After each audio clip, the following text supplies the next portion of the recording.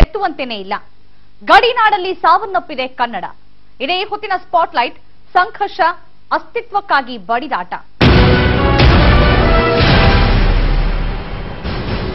November 1 ಬಂತಂದ್ರೆ ಸಾಕು, ಕನ್ನಡಕ್ಕಾಗಿ ಜನನ, ಕನ್ನಡಕ್ಕಾಗಿ ಮರಣ ಅನ್ನೋ ಕೂಗು ಕೇಳಿಬರುತ್ತೆ. ಕೆಚ್ಚದಿಯ ಕನ್ನಡಿಗರು ಅದೆಲ್ಲಿರ್ತಾರೋ ಪುಟಿದೆದ್ದು ಬರ್ತಾರೆ. ಆದ್ರೆ ನಿಜವಾದ ಕನ್ನಡಿಗರು ಮುಗಿಯದ ಸಮಸ್ಯೆಗಳಲ್ಲೇ ಬದುಕ್ತಾ ಇದ್ದಾರೆ. ಅದರಲ್ಲೂ ಗಡಿನಾಡ ಕನ್ನಡಿಗರು ಅನುಭವಿಸುತ್ತಿರುವಂತ ಯಾತನೆ ಯಾರಿಗೂ ಬೇಡ. ಬೆಳಗಾವಿ ಹೋಗಿ ಬೆಳಗಾವಿ ಆಯ್ತು. ಪದೇ ಪದೇ MES ಬೆಳಗಾವಿ ವಿಷಯವಾಗಿ ಖ್ಯಾತೆ ತೆಗೆಯುವಾಗ ಕರ್ನಾಟಕ ಸರ್ಕಾರ ಹೇಳೋ ಮಾತು ಒಂದೇ, ಮಹಾಜನ್ ವರದಿ ಪ್ರಕಾರ ಬೆಳಗಾವಿ ಯಾವತ್ತಿದ್ರು ಕರ್ನಾಟಕದ್ದೇ ಅಂತ. ಅದೇ ಪ್ರಕಾರ ಮಹಾಜನ್ ವರದಿ ಪ್ರಕಾರ ಮಹಾರಾಷ್ಟ್ರದ ಹಲವು ಪ್ರದೇಶಗಳು ಕೂಡ ಕರ್ನಾಟಕಕ್ಕೆ ಸೇರ್ತವೆ. ಆ ಹಲವು ಪ್ರದೇಶಗಳಲ್ಲಿ ಜತ್ ತಾಲೂಕಿನ ಸುಮಾರು 60 ಗ್ರಾಮಗಳು ಮಹಾಜನ್ ವರದಿ ಪ್ರಕಾರ ಕರ್ನಾಟಕಕ್ಕೆ ಸೇರ್ತವೆ. ಆ 60 ಗ್ರಾಮಗಳು ಕಳೆದ 60 ವರ್ಷಗಳಿಂದ ಏಕೀಕರಣ ಆಯಿತು, ಭಾಷಾವಾರು ಪ್ರಾಂತ ರಚನೆ ಆದ ನಂತರ ಆ ಗ್ರಾಮಗಳಲ್ಲಿ ಯಾವ ರೀತಿ ಪರಿಸ್ಥಿತಿ ಇದೆ, ಯಾವ ರೀತಿ ಆ ಗ್ರಾಮಗಳಲ್ಲಿ ಅಭಿವೃದ್ಧಿ ಆಗಿದೆಯಾ, ಅಲ್ಲಿನ ಕನ್ನಡ ಹೇಗಿದೆ, ಕನ್ನಡ ಶಾಲೆಗಳು ಹೇಗಿದಾವೆ, ಅಲ್ಲಿನ ಕನ್ನಡಿಗರ ಸ್ಥಿತಿ ಹೇಗಿದೆ ಎನ್ನುವ ಒಂದು ಪುಟ್ಟ ಒಂದು ಅಧ್ಯಯನವನ್ನ ರಾಜ್ ನ್ಯೂಸ್ ತಂಡ ಈ ಒಂದು ರಾಜ್ಯೋತ್ಸವದ ಸಂದರ್ಭದಲ್ಲಿ ಮಾಡ್ತು. ಆ ನಿಮಿತ್ತವಾಗಿ ಆ ಎಲ್ಲ ಪ್ರದೇಶಗಳಿಗೆ ಒಂದು ಭೇಟಿ ನೀಡುವ ಒಂದು ಪುಟ್ಟ ಪ್ರಯತ್ನವನ್ನು ನಾವಿಲ್ಲಿ ಮಾಡಿದೀವಿ. ಆ ಎಲ್ಲ ಪ್ರದೇಶಗಳನ್ನ ಹೇಗಿದಾವೆ ಅಂತ ನೋಡ್ಕೊಂಡು ಬರೋಣ ಬನ್ನಿ.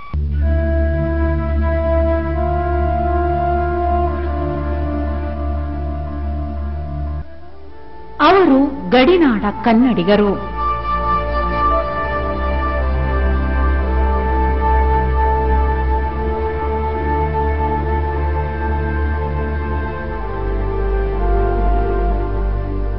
ಕನ್ನಡಕ್ಕಾಗಿ ಕೈ ಎತ್ತೋ ಸಂಘಟನೆಗಳು ಅಲ್ಲೆಲ್ಲೋ ನಾಮಫಲಕ ಕನ್ನಡದಲ್ಲಿರಲಿ ಅಂತ ಹೋರಾಟ ಮಾಡುತ್ತಾರೆ ಹೊರತು ಅಸಲಿ ಸಮಸ್ಯೆಗಳ ಹತ್ತಿರಕ್ಕೂ ಹೋಗೋದಿಲ್ಲ.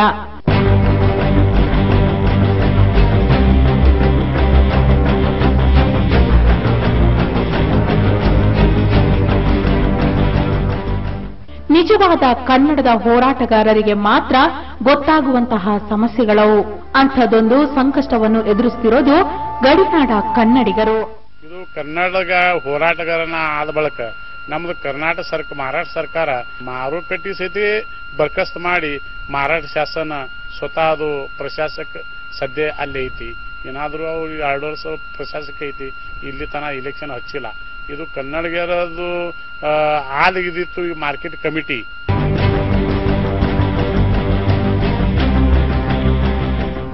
ಇದು ಬಿಜಾಪುರ, ಮಹಾರಾಷ್ಟ್ರ ಗಡಿಗೆ ಹೊಂದಿಕೊಂಡ ಗ್ರಾಮಗಳ ಕನ್ನಡಿಗರು ಅನುಭವಿಸುತ್ತಿರೋ ಸಂಕಷ್ಟ ಮತ್ತು ಸಂಘರ್ಷಗಳು.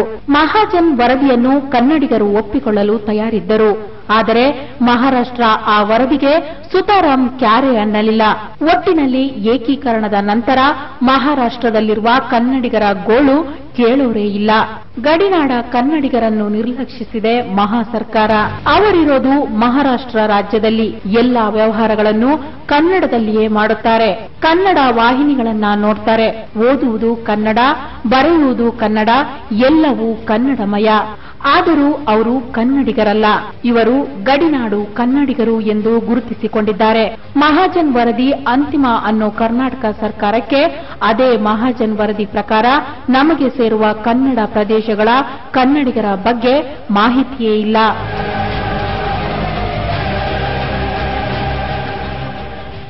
ನಾವೀಗ ವಿಜಾಪುರ ಹಾಗೂ ಮಹಾರಾಷ್ಟ್ರವನ್ನ ಸಂಪರ್ಕಿಸುವಂತ ಗಡಿ ರೇಖೆಯಲ್ಲಿದ್ದೀವಿ.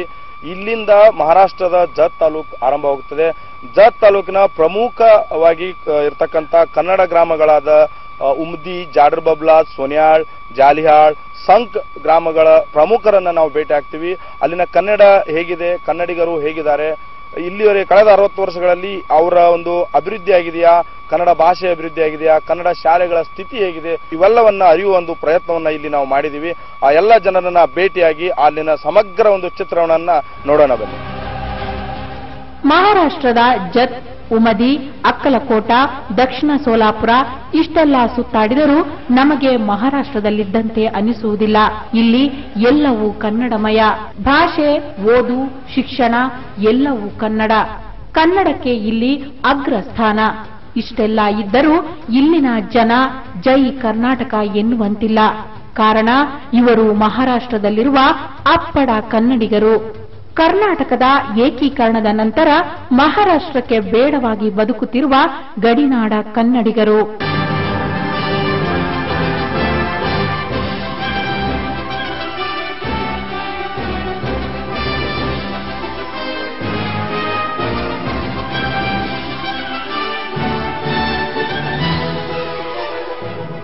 ಮಹಾಜನ್ ವರದಿ ಪ್ರಕಾರ ಈ ಪ್ರದೇಶಗಳು ಕರ್ನಾಟಕಕ್ಕೆ ಸೇರಿಕೊಳ್ಳುತ್ತೆ. ಮ್ಯಾಪ್ ಅವರನ್ನು ಮಹಾರಾಷ್ಟ್ರ ರಾಜ್ಯಕ್ಕೆ ಸೇರಿಸುತ್ತಿದೆ. ಆದರೂ ಮಹಾರಾಷ್ಟ್ರ ಸರ್ಕಾರ ಇವರನ್ನ ಮರೆತಿದೆ. ಆದ್ದರಿಂದ ಇಲ್ಲಿನ ಕನ್ನಡಿಗರು ದಯನೀಯ ಸ್ಥಿತಿಯಲ್ಲಿದ್ದಾರೆ. ನಾವು ಕಲ್ತದ್ದು ಕನ್ನಡ, ನೌಕರಿ ಹಿಡಿದದ್ದು ಕನ್ನಡದಲ್ಲಿ, ಈಗ ನಾವು ಬೋಧನೆ ಮಾಡ್ತಿರುವುದು ಕನ್ನಡ. ಆದ್ರೆ ನಾವೇ ಈಗ ಮಕ್ಕಳ ಪಾಲಕರು ನಮಗೆ ಕೇಳ್ತಿದ್ದಾರೆ, ನೀವು ಮಾತ್ರ ಕನ್ನಡ ಕಲ್ತ್ರಿ, ನಿಮ್ಮಲ್ಲಿರ್ತಕ್ಕಂಥ ಕನ್ನಡ ಡಿ.ಎಡ್ ಕಾಲೇಜು ಈಗ ಮುಚ್ತಾ ಬಂದಿವು, ಆದ್ರೆ ಮುಂದೆ ನೀವು ಕನ್ನಡ ಕಲಿಸಿ ಈ ಮಕ್ಕಳನ್ನು ಎಲ್ಲಿ ಕಳಿಸೋರದಿರಿ? ಈ ಕಡೆ ಮಹಾರಾಷ್ಟ್ರದಾಗೂ ನಮ್ಮ ಮಕ್ಕಳಿಗೆ ಉತ್ತಮ ಶಿಕ್ಷಣ ದೊರೀತಿಲ್ಲ. ಮುಂದೆ ಕರ್ನಾಟಕದಲ್ಲಿ ಹೋದ್ರು ಯಾವುದೇ ಪರ್ಸೆಂಟೇಜ್ ನಿಮ್ಮಲ್ಲಿ ಏನದ ಫಕ್ತ ಕಾಗದದಲ್ಲಿ. ಇಲ್ಲಿರೋ ಕನ್ನಡ ಶಾಲೆಗಳ ಸಂಖ್ಯೆಗಳನ್ನ ಒಂದ್ಸಲ ಗ್ರಾಫಿಕ್ಸ್ ನಲ್ಲಿ ನೋಡಿಬಿಡಿ. ಮಹಾರಾಷ್ಟ್ರದ ಒಟ್ಟು ಕನ್ನಡ ಪ್ರಾಥಮಿಕ ಮಾಧ್ಯಮಿಕ ಶಾಲೆಗಳು: ಜತ್ತ ಪ್ರಾಥಮಿಕ 128, ಮಾಧ್ಯಮಿಕ 48, ಮುಂಬೈ ಪ್ರಾಥಮಿಕ 43, ಮಾಧ್ಯಮಿಕ 10, ಠಾಣಾ ಪ್ರಾಥಮಿಕ 11, ಮಾಧ್ಯಮಿಕ 11, ಅಕ್ಕಲಕೋಟೆ ಪ್ರಾಥಮಿಕ 78, ಮಾಧ್ಯಮಿಕ 42, ದಕ್ಷಿಣ ಸೋಲಾಪುರ ಪ್ರಾಥಮಿಕ 8, ಮಾಧ್ಯಮಿಕ 3, ಸೋಲಾಪುರ ಪ್ರಾಥಮಿಕ 16, ಮಾಧ್ಯಮಿಕ 6, ಕೊಲ್ಲಾಪುರ ಜಿಲ್ಲೆ ಪ್ರಾಥಮಿಕ 2, ಮಾಧ್ಯಮಿಕ 0, ಮಿರೇಜಾ ಪ್ರಾಥಮಿಕ 1, ಮಾಧ್ಯಮಿಕ 1, ಸಾಂಗಲಿ ಪ್ರಾಥಮಿಕ 1, ಮಾಧ್ಯಮಿಕ 0. ಮಹಾರಾಷ್ಟ್ರದ ದಕ್ಷಿಣ ಸೊಲ್ಲಾಪುರ, ಸೊಲ್ಲಾಪುರ ನಗರ, ಅಕ್ಕಲಕೋಟೆ, ಜತ್, ಪುಣೆ, ಮೀರಜ್, ಮುಂಬೈ, ಠಾಣಾ ಜಿಲ್ಲೆಯಲ್ಲಿ ಒಟ್ಟು 121 ಕನ್ನಡ ಮಾಧ್ಯಮ ಪ್ರೌಢಶಾಲೆಗಳಿವೆ. 288 ಕನ್ನಡ ಪ್ರಾಥಮಿಕ ಶಾಲೆಗಳಿವೆ. ಇಷ್ಟೆಲ್ಲ ಶಾಲೆಗಳಿಗೆ ಕೇವಲ ಪಠ್ಯಪುಸ್ತಕಗಳು ಮಾತ್ರ ಕನ್ನಡ ಭಾಷೆಯಲ್ಲಿ ಸಿಗುತ್ತಿವೆ. ಉಳಿದಂತೆ ಬೋಧನಾ ಪ್ರತಿ, ಶಿಕ್ಷಕರ ತರಬೇತಿ ಎಲ್ಲವೂ ಮರಾಠಿ ಭಾಷೆಯಲ್ಲಿ ಸಿಗುತ್ತಿವೆ. ಕನ್ನಡ ಭಾಷೆ ಉಳಿಸಿ ಬೆಳೆಸಿಕೊಂಡು ಹೋಗೋದಕ್ಕೆ ಸಾಧ್ಯ ಇಲ್ಲ. ಈ ನಮ್ಮ ಗಡಿ ಭಾಗದಲ್ಲಿ ಕನ್ನಡ ಮಾಧ್ಯಮದಲ್ಲಿ ಅಭ್ಯಾಸ ಮಾಡ್ತಾ ಇರುವಂತಹ ವಿದ್ಯಾರ್ಥಿಗಳಿಗೆ ಒಂದು ಒಳ್ಳೆ ಭವಿಷ್ಯ ಕೊಡಬೇಕು. ನಾವು ಅವರಿಂದ ಹಣ ಆಗಲಿ ಅಥವಾ ಇನ್ನಿತರ ಯಾವುದೇ ರೀತಿಯ ಸೌಲಭ್ಯ ಕೇಳೋದಿಲ್ಲ. ನೌಕರಿಯಲ್ಲಾಗಲಿ ಶಿಕ್ಷಣದಲ್ಲಾಗಲಿ ಕನ್ನಡ ಮಾಧ್ಯಮದಲ್ಲಿ ಕಲಿತಿರುವಂತಹ ವಿದ್ಯಾರ್ಥಿಗಳಿಗೆ ಒಂದು ಒಳ್ಳೆಯ ಅವ್ರಿಗಾಗಿನೇ ಒಂದು ಮೀಸಲಾತಿಯನ್ನು ಕಲ್ಪಿಸಿ ಇಷ್ಟೆಲ್ಲ ಶಾಲೆಗಳಲ್ಲಿ ಕನ್ನಡ ಕಲಿತ ವಿದ್ಯಾರ್ಥಿಗಳಿಗೆ ಮಹಾರಾಷ್ಟ್ರದಲ್ಲಿ ಕನ್ನಡ ಮಾಧ್ಯಮದಲ್ಲಿ ಉನ್ನತ ಶಿಕ್ಷಣ ಸಿಗುತ್ತಿಲ್ಲ.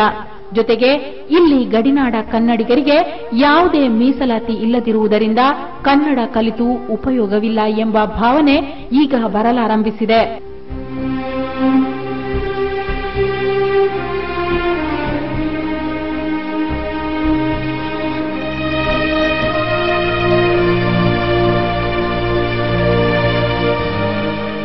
ಇಲ್ಲಿರುವ ಕನ್ನಡ ಶಾಲೆಗಳಲ್ಲಿ ನಿತ್ಯ ಕನ್ನಡ ಮಾರ್ದನಿಸುತ್ತದೆ. ಶಾಲೆಯ ಫಲಕಗಳಲ್ಲಿ ಅಚ್ಚ ಕನ್ನಡದಲ್ಲಿ ಪಂಚಾಂಗ, ದಿನಚರಿ, ರಾಷ್ಟ್ರಗೀತೆ, ಬಸವಣ್ಣ, ಅಕ್ಕ ಮಹಾದೇವಿ ವಚನ ಜೊತೆಗೆ ಸಿರಿಗನ್ನಡಂ ಗೆಲ್ಗೆ ಎಂದೆಲ್ಲ ಬರೆಯಲಾಗಿದೆ.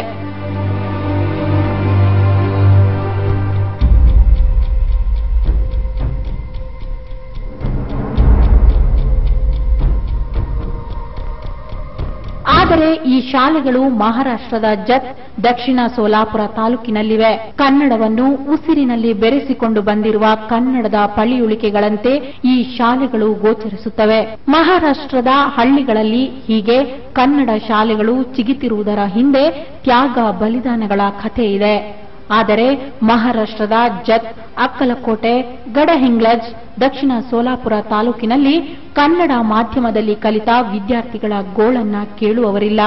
ಹಾಗಾಗಿ ಈ ವಿದ್ಯಾರ್ಥಿಗಳು ಅನಿವಾರ್ಯವಾಗಿ ಮರಾಠಿಯನ್ನ ಅಪ್ಪಿಕೊಳ್ಳಬೇಕಾದ ಸ್ಥಿತಿ ನಿರ್ಮಾಣವಾಗಿದೆ.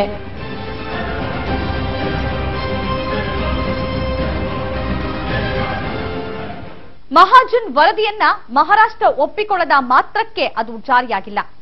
ಹಾಗಂತ ಅಲ್ಲಿನ ಕನ್ನಡಿಗರು ಅಸ್ತಿತ್ವಕ್ಕಾಗಿ ಬಡದಾಡಬೇಕಾ? ಅಷ್ಟಕ್ಕೂ ಇದು ಮುಗಿಯದ ಸಮಸ್ಯೆಗಳ. ಇವೆಲ್ಲವನ್ನ ವಿವರಿಸ್ತೀವಿ ಒಂದು ವಿರಾಮದ ನಂತರ. Welcome to the world of Shakti Masala Cooking. Rice ಜೊತೆ ಈ ಶಕ್ತಿ ಬಿರಿಯಾನಿ ಮಸಾಲ ಸೇರಿಸಿ, ಈ ಚಿಕನ್ಗೆ ಶಕ್ತಿ ಚಿಲ್ಲಿ ಚಿಕನ್ 65 ಮಸಾಲ ಸೇರಿಸಿ, ಈಗ ಈ ಮೀನ್ಗೆ ಶಕ್ತಿ ಫಿಶ್ ಫ್ರೈ ಮಸಾಲ ಸೇರಿಸಿ. ಫಟಾಫಟ್ ಬಿರಿಯಾನಿ, ಚಿಕನ್ 65, ಫಿಶ್ ಫ್ರೈ ಎಲ್ಲ ರೆಡಿ. ಶಕ್ತಿ ಮಸಾಲ, ಅದ್ಭುತ ರುಚಿಗಳ ರಸ. ಮಸಾಲ ಇದ್ರೆ ಅಡಿಗೆ ಫಟಾಫಟ್, ಊಟ ರೆಡಿ.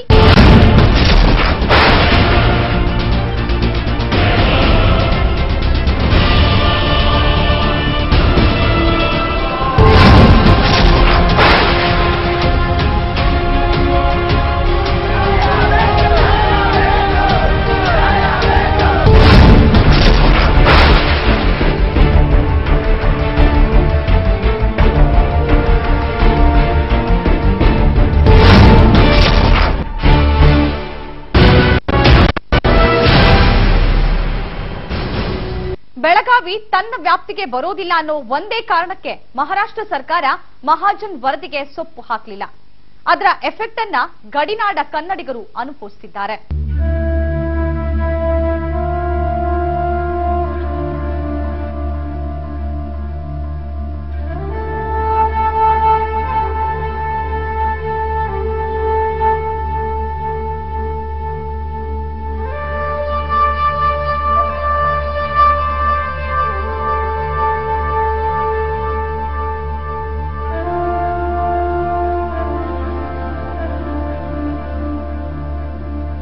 ಮಹಾರಾಷ್ಟ್ರದ ನೆಲದಾಹದ ಪರಿಣಾಮವಾಗಿ ಮಹಾಜನ್ ಸಮಿತಿ ಗಡಿ ಪ್ರದೇಶಗಳಲ್ಲಿ ಸಂಚರಿಸಿ ಅಪ್ಪಟ ಕನ್ನಡ ಪ್ರದೇಶಗಳಾದ ಜತ್ ತಾಲೂಕಿನ ಸಂಖ, ಉಮದಿ, ಜಾಡರ ಬಬಲಾದ, ದಕ್ಷಿಣ ಸೋಲಾಪುರದ ಹಳ್ಳಿಗಳು, ಗಡಹಿಂಗ್ಲಜ ತಾಲೂಕಿನ ಹಳ್ಳಿಗಳು, ಅಕ್ಕಲಕೋಟ ತಾಲೂಕು ಸೇರಿದಂತೆ 247 ಹಳ್ಳಿ ಹಾಗೂ ಬೆಳಗಾವಿಯನ್ನು ಕರ್ನಾಟಕಕ್ಕೆ ಸೇರಿಸಲು ಶಿಫಾರಸು ಮಾಡಿತ್ತು. ಆದರೆ ಬೆಳಗಾವಿ ತನ್ನ ವ್ಯಾಪ್ತಿಗೆ ಬರಲಿಲ್ಲ ಎಂಬ ಕಾರಣಕ್ಕೆ ಮಹಾರಾಷ್ಟ್ರ ಸರ್ಕಾರ ಈ ವರದಿಯನ್ನ ಒಪ್ಪಲಿಲ್ಲ.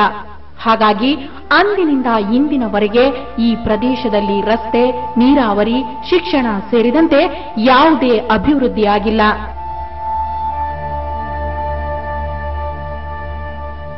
ಇಲ್ಲಿವರೆಗೆ ಒಂದು 50 ವರ್ಷ ಹಿಡಿದು ನೋಡ್ಬೇಕಪ್ಪ ಅಂತಂದ್ರೆ ಈಗ ನಮ್ಗೆ ಇಲ್ಲಿ ಇರ್ತಕ್ಕಂಥ ಮಹಾರಾಷ್ಟ್ರ ಸರ್ಕಾರ ನಮ್ಗೆ ಅತಿ ಕೀಳ ಭವನದಿಂದ ನೋಡ್ಲ ಅಂತಂದ್ರೆ, ಆದ್ರೆ ಇಲ್ಲಿ ರೈತರಿಗಾಗಲಿ ಕೆಲವೊಂದು ರೋಡ್ಗಳಾಗಲಿ ನೋಡ್ಬೇಕಾದ್ರೆ ಅಲ್ಲಿ ಹಾಯುವಂತ ಪರಿಸ್ಥಿತಿ ಇಲ್ಲ, ಬಸ್ಗಳು ಬರುವಂತ ವ್ಯವಸ್ಥೆ ಇಲ್ಲ, ಆ ಪರಿಸ್ಥಿತಿ ಆಗಿದ್ರೆ.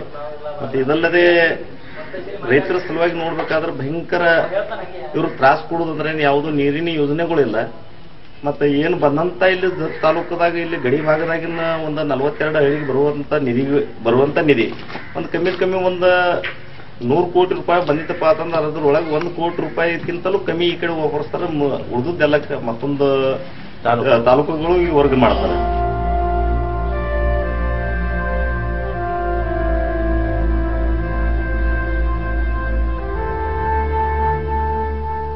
ಕನ್ನಡದಲ್ಲಿ ಶಿಕ್ಷಣ ಕಲಿತವರಿಗೆ ಉದ್ಯೋಗ ಸಿಗುತ್ತಿಲ್ಲ. ಏನಾದರೂ ಕೆಲಸಕ್ಕಾಗಿ ಸರ್ಕಾರಿ ಕಚೇರಿಗಳಿಗೆ ಕನ್ನಡಿಗರು ಹೋದರೆ ಅಲ್ಲಿ ಮರಾಠಿಗರಿಂದ ಅವಮಾನ ಅನುಭವಿಸಬೇಕಾಗುತ್ತದೆ. ಆ ಕಾರಣಕ್ಕೆ ಬಹುತೇಕ ಕುಟುಂಬಗಳು ಮಹಾರಾಷ್ಟ್ರಕ್ಕೆ ವಲಸೆ ಹೋಗುತ್ತಿದ್ದಾರೆ. ಕರ್ನಾಟಕ ಸರ್ಕಾರದಿಂದ ಇಲ್ಲಿಯವರೆಗೆ ಇಲ್ಲಿನ ಕನ್ನಡಿಗರಿಗೆ ಯಾವುದೇ ರೀತಿಯಿಂದ ಸಹಾಯ ಲಭಿಸಿಲ್ಲ ಅಂದ ಮೇಲೆ ಅವರ ನಿರ್ಣಯಗಳು ತಪ್ಪೆನಿಸುವುದಿಲ್ಲ.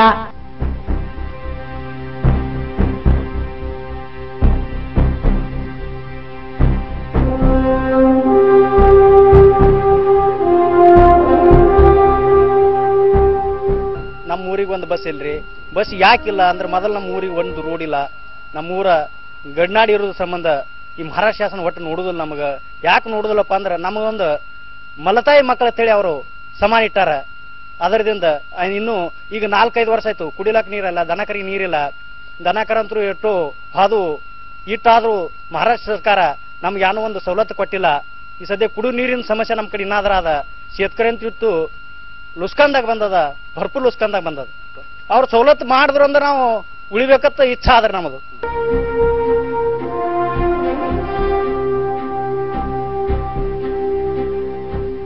ನಿಜಕ್ಕೂ ಇಲ್ಲಿ ಕನ್ನಡಿಗರ ಪರಿಸ್ಥಿತಿ ಶೋಚನೀಯವಾಗಿದೆ.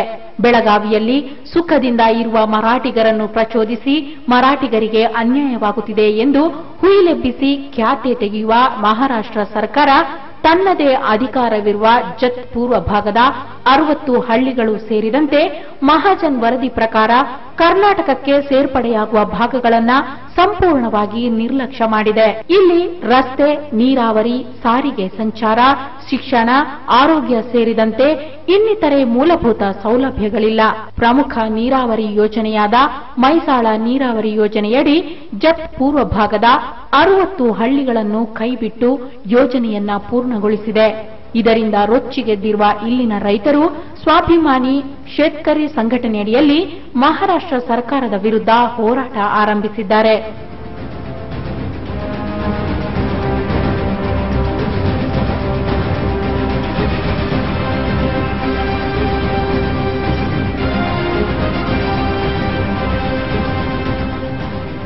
ಇಷ್ಟೆಲ್ಲ ಸಮಸ್ಯೆಗಳಿದ್ದರೂ ಇಲ್ಲಿನ ಕನ್ನಡಿಗರು ಕನ್ನಡವನ್ನು ಪ್ರೀತಿಸಿ ಪೋಷಿಸುತ್ತಿದ್ದಾರೆ.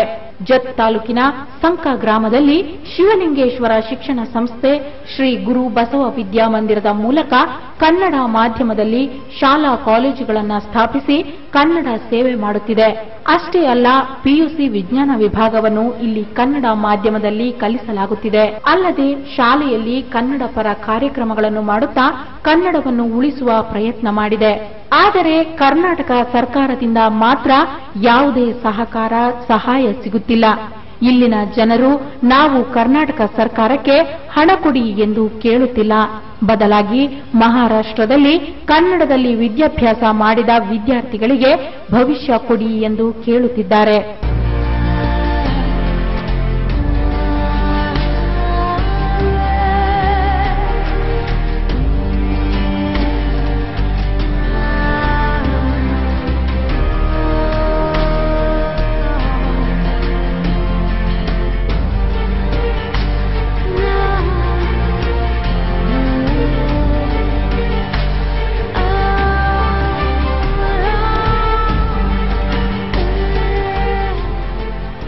ಭಾಗದಲ್ಲಿ ಕನ್ನಡವನ್ನ ಸಂಪೂರ್ಣವಾಗಿ ಅಳಿಸಲು ಯತ್ನಿಸುತ್ತಿರುವ ಮಹಾರಾಷ್ಟ್ರ ಸರ್ಕಾರ ಇಲ್ಲಿನ ಕನ್ನಡ ಶಾಲೆಗಳನ್ನ ಮುಚ್ಚುತ್ತಿದೆ.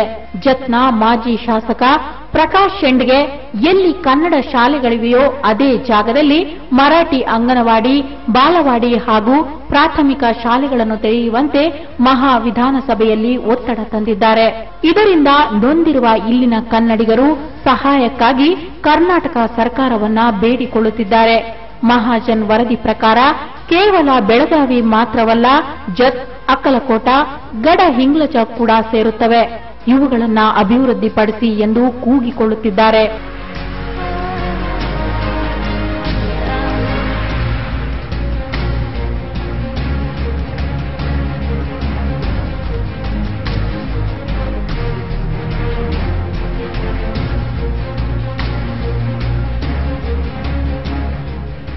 ಕೇವಲ ಕನ್ನಡ ನಾಡಿನಲ್ಲಿರೋ ಸಮಸ್ಯೆಗಳನ್ನ ಹುಡುಕಿ ಹುಡುಕಿ ಹೋರಾಟಕ್ಕೆ ಇಳಿಯುತ್ತಿರೋ ಸಂಘಟನೆಗಳು ಗಡಿನಾಡಿನ ಸಮಸ್ಯೆಗಳತ್ತ ಚಿತ್ತ ನೆಡಬೇಕಿದೆ. ಅವರ ಅಸ್ತಿತ್ವಕ್ಕಾಗಿ ಹೋರಾಟ ಮಾಡಬೇಕಿದೆ. ಸರ್ಕಾರವು ಗಡಿನಾಡ ಕನ್ನಡಿಗರ ಕೂಗಿಗೆ ಸ್ಪಂದಿಸಬೇಕಿದೆ. ಇಲ್ಲವೆಂದರೆ ಅಳಿದುಳಿದ ಕನ್ನಡದ ಕಂಪಿನಲ್ಲಿ ಮರಾಠದ ಸತ್ವವನ್ನು ಕಾಣಬೇಕಾದೀತು.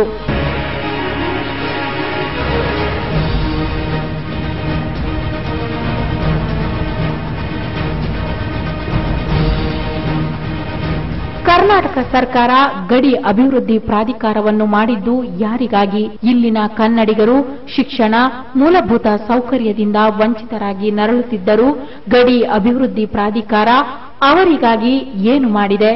ಇದೇ ರೀತಿ ಮುಂದುವರೆದರೆ ಮುಂದೊಂದು ದಿನ ಅಲ್ಲಿ ಕನ್ನಡ ನಾಶವಾಗುವುದರಲ್ಲಿ ಯಾವುದೇ ಅನುಮಾನವಿಲ್ಲ. ಅಸಲಿಗೆ ಮಹಾಜನ್ ವರದಿ ಅನುಷ್ಠಾನಗೊಂಡು ಆ ಭಾಗ ಕರ್ನಾಟಕಕ್ಕೆ ಬರುವಷ್ಟರಲ್ಲಿ ಅಲ್ಲಿ ಕನ್ನಡಿಗರನ್ನು ಹುಡುಕಿದರೂ ಸಿಗುವುದಿಲ್ಲ.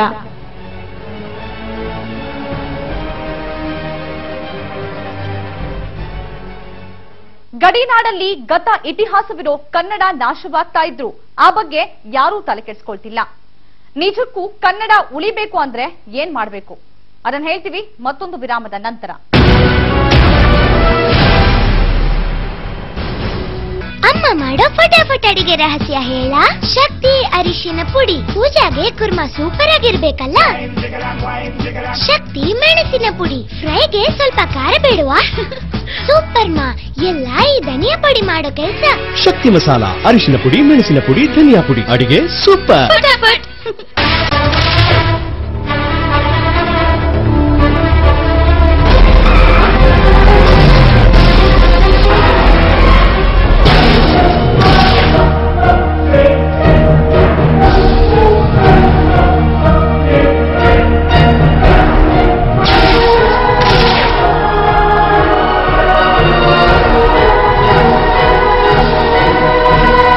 ಎಲ್ಲವನ್ನೂ ಕೌಂಟ್ ಮಾಡಿದಾಗ 8 ಬರಬಾರದು. 100ಕ್ಕೆ 95% ನೀವು ಗಾಡಿಯಿಂದಲೇ ನೀವು ಸಾಯ್ತೀರಂತಲೂ ಕೂಡ ಹೇಳ್ಬೋದು.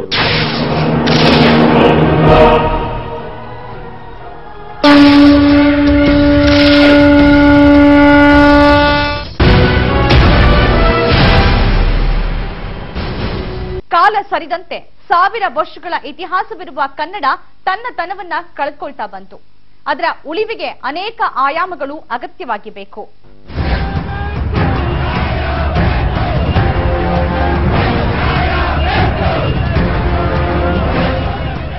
ಭಾಷೆಯ ಅನನ್ಯತೆ ಕಾಯ್ದುಕೊಳ್ಳುವ ಸಲುವಾಗಿ ರೂಪಿತವಾಗಿದ್ದೇ ಕನ್ನಡ ಚಳುವಳಿಗಳು. ಗಡಿನಾಡ ಸಮಸ್ಯೆ ಭಾಷೆಯ ಜೊತೆಗಿನ ತಕರಾರಿದು. ಏಕೀಕರಣಗೊಂಡ ನಂತರವೂ ಕರ್ನಾಟಕದಲ್ಲಿ ಅನ್ಯ ಭಾಷೆಗಳ ದಬ್ಬಾಳಿಕೆ ತಗ್ಗಿಲ್ಲ.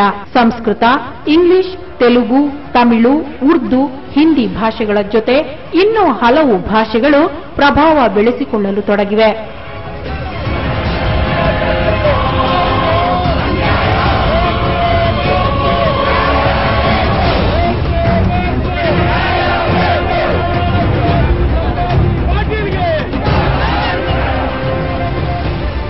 ಶಿಕ್ಷಣ ಮಾಧ್ಯಮದಲ್ಲಿ ಭಾಷೆಯ ಸಮಸ್ಯೆ ಎದುರಾಗಿದೆ. ಕನ್ನಡ ಮಕ್ಕಳಿಗೆ, ಅದರಲ್ಲೂ ಗಡಿನಾಡ ಹಾಗೂ ಗ್ರಾಮೀಣ ಪ್ರದೇಶದ ಮಕ್ಕಳಿಗೆ ಭಾಷೆಯು ಒಂದು ಸಮಸ್ಯೆಯಾಗಿ ಶಿಕ್ಷಣದಲ್ಲಿ ಬಿಗಡಾಯಿಸಿದೆ.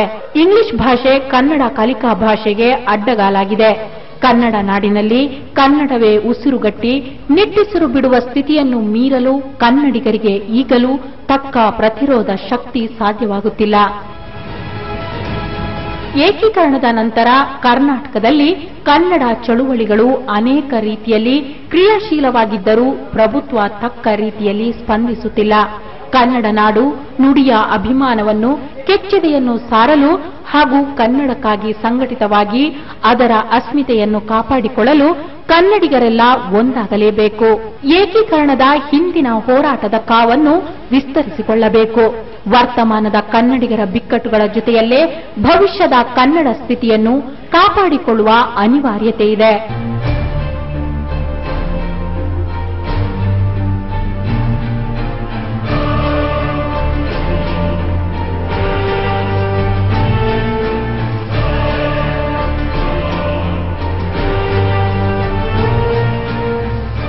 ಗಡಿನಾಡ ಕನ್ನಡಿಗರಿಗೆ ಬಹುಮುಖ್ಯವಾಗಿ ರಕ್ಷಣೆ ದೊರೆಯಬೇಕು. ಕನ್ನಡದವರಿಗೆ ಉದ್ಯೋಗದಲ್ಲಿ ಮೊದಲ ಆದ್ಯತೆ ನೀಡಬೇಕು. ಅನ್ಯ ಭಾಷಿಕರ ಹಾವಳಿಯನ್ನು ನಿಯಂತ್ರಿಸಬೇಕು. ಕನ್ನಡ ನಾಡಿನ ಸಂಪತ್ತನ್ನು ಹೊರಗಿನವರು ಲೂಟಿ ಮಾಡುವುದನ್ನು ತಡೆಯಬೇಕು. ಆಡಳಿತ ಭಾಷೆ ಕನ್ನಡವೇ ಆಗಬೇಕು ಅನ್ನೋದು ದಶಕಗಳ ಕೂಗು ಇನ್ನೂ ಈಡೇರಿಲ್ಲ. ಮಹಿಷಿ ಮತ್ತು ಮಹಾಜನ್ ವರದಿಗಳು ಸಂಪೂರ್ಣವಾಗಿ ಜಾರಿಯಾಗಬೇಕು.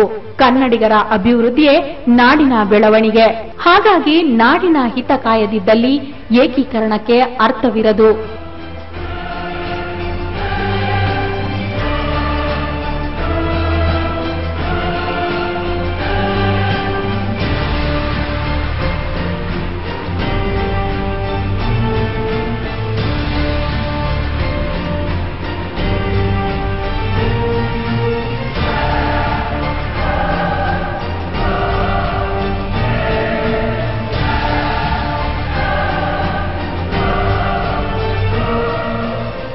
ಕನ್ನಡ ಸಿನಿಮಾ ಹಾಗೂ ಉದ್ಯಮಗಳಲ್ಲಿ ಕನ್ನಡಕ್ಕೆ ಚ್ಯುತಿ ಬರುವಂತಹ ಹೊರಗಿನವರ ದಾಳಿಯನ್ನು ತಡೆಯಬೇಕು.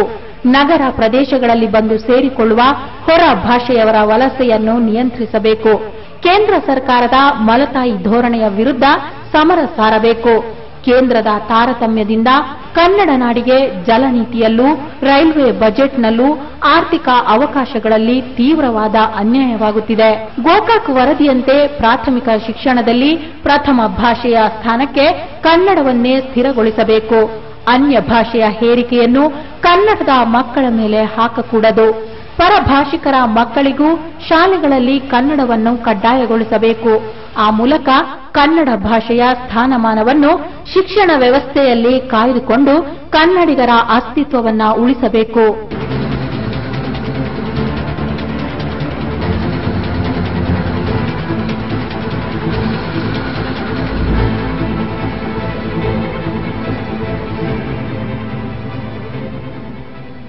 ಈ ಸಮಸ್ಯೆಗಳ ವಿರುದ್ಧ ಕನ್ನಡ ಚಳುವಳಿಗಳು ಸರ್ಕಾರದ ಮೇಲೆ ಒತ್ತಡ ಹೇರುತ್ತಲೇ ಇವೆ. ಸಮಸ್ಯೆಗಳು ಮುಂದುವರೆದು ಹೊಸ ಸವಾಲುಗಳು ಸೃಷ್ಟಿಯಾಗುತ್ತಿವೆ. ಕನ್ನಡ ಭಾಷೆಗೆ ವಿಧಾನಸೌಧದಲ್ಲೇ ಜಾಗವಿಲ್ಲ. ಕನ್ನಡ ಚಳುವಳಿಗಳು ನಿರಂತರ ಪ್ರಕ್ರಿಯೆ ಎಂಬ ಭಾವನೆ ಮೂಡುತ್ತಿದೆ. ವಾಟಾಳ್ ನಾಗರಾಜ್ ಕನ್ನಡಕ್ಕಾಗಿ ಏಕಾಂಗಿಯಾಗಿ ಹೋರಾಡಿದ್ರೆ ಕರ್ನಾಟಕ ರಕ್ಷಣಾ ವೇದಿಕೆ ಸಮರ ಶೈಲಿಯಲ್ಲಿ ಕನ್ನಡಕ್ಕಾಗಿ ದಂಗೆ ಏಳುತ್ತಿವೆ. ಮಹಾರಾಷ್ಟ್ರದ ಒತ್ತಡಕ್ಕೆ ಕನ್ನಡ ತನವನ್ನ ಬಿಟ್ಟು ಇವತ್ತು ಮರಾಠಿಗರಾಗಿ ಬದುಕಲಿಕ್ಕಾಗದೆ, ಕನ್ನಡಿಗರಾಗಿ ಬದುಕಲಿಕ್ಕಾಗದೆ ಇವತ್ತು ಎಲ್ಲ ಕನ್ನಡ ಶಾಲೆಗಳನ್ನ ಮುಚ್ಚೋದ್ರ ಮುಖಾಂತರ ಕನ್ನಡಿಗರಿಗೆ ದಿನನಿತ್ಯ ಹಿಂಸೆಯನ್ನು ಕೊಡುವಂಥ ಕೆಲಸ ನಡೀತಾ ಇದೆ. ಇವತ್ತು ಅವರು ಮಹಾಜನ್ ವರದಿಯನ್ನು ಒಪ್ಪಿಲ್ಲ ಅಂತ ಹೇಳ್ತಾರೆ.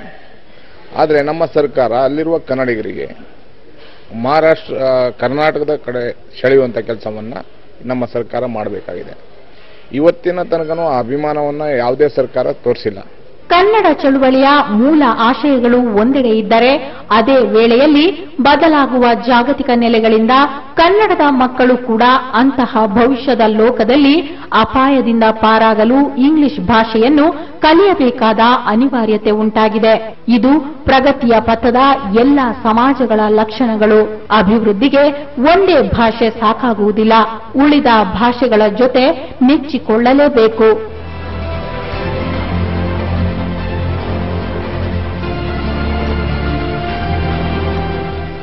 ಮಹಾಜನ್ ವರದಿ ಪ್ರಕಾರ ಕರ್ನಾಟಕಕ್ಕೆ ಸೇರ್ಪಡೆಯಾಗುವ ಹಳ್ಳಿಗಳಲ್ಲಿ ಇಡೀ ದಿವಸ ರಾಜ್ ನ್ಯೂಸ್ ತಂಡ ಭೇಟಿ ಕೊಟ್ಟು ಅಲ್ಲಿನ ಜನರನ್ನ ಮಾತಾಡಿಸಿದಾಗ, ಅಲ್ಲಿನ ಪರಿಸ್ಥಿತಿಯನ್ನ ಅಧ್ಯಯನ ಮಾಡಿದಾಗ ಕಂಡು ಬಂದಂತ ಅಂಶ ಏನಂತಂದ್ರೆ, ಕಳೆದ 60 ವರ್ಷಗಳಿಂದ ಇಲ್ಲಿನ ಜನರನ್ನ ಮಹಾರಾಷ್ಟ್ರ ಸರ್ಕಾರ ನಿರ್ಲಕ್ಷ್ಯ ಮಾಡಿದೆ.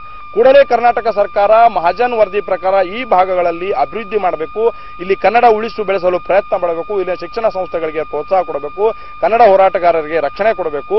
ಅದೆಲ್ಲವನ್ನು ಮಾಡಿದರೆ ಮಾತ್ರ ಇಲ್ಲಿ ಕನ್ನಡ ಉಳಿಯೋಕೆ ಸಾಧ್ಯ.